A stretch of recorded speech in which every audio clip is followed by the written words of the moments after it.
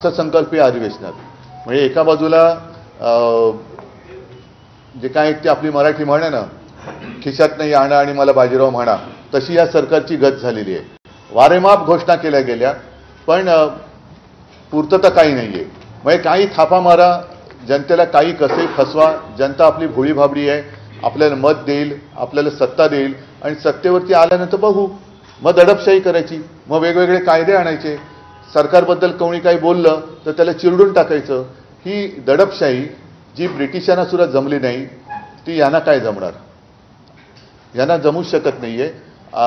आता आणखीन एक गोष्ट मला बरं वाटलं जरा, की ज्या वेळेला शिवसेनेला, म्हणजे शिवसेना एकच आहे, एसएनसी ही शिवसेना मी मानतच नाहीये.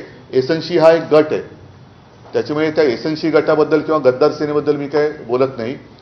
शिवसेनेला जेव्हा मुस्लिम समाजाने मोठ्या प्रमाणावर मतदान केलं आणि मुस्लिम समाज हा शिवसेनेवरती विश्वास ठेवून आमच्यासोबत आल्यानंतर यांचे डोळे पांढरे झाले होते आणि त्यांनी लगेच एक आवई उठवली की उद्धव ठाकरेंनी हिंदुत्व सोडलं. मुस्लिम लोकांनी शिवसेनेला मत दिलं, उद्धव ठाकरेंनी मत दिलं, तर हा सत्ता जिहाद आहे. आता मला एका गोष्टीचं समाधान आहे की इथे जे बोंबलत फिरत होते, जे बुरसटलेले हिंदुत्ववादी आहेत, ज्यांना मी बोगस हिंदुत्ववादी म्हणतोय, त्यांना बरोबर पाचर बसलेली आहे. कारण आता ईदच्या निमित्ताने सौगाते मोदी हा कार्यक्रम भारतीय जनता पक्षाने हाती घेतलेला आहे.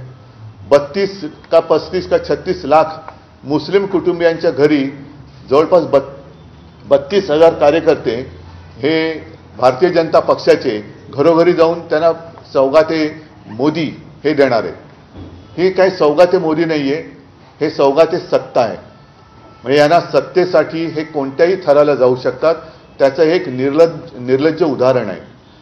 महाराष्ट्राच्या निवडणुकीमध्ये बटेंगे तो कटेंगे हा नारा देणारे आता सौगात म्हणजे भेट द्यायला चाललेले आहेत.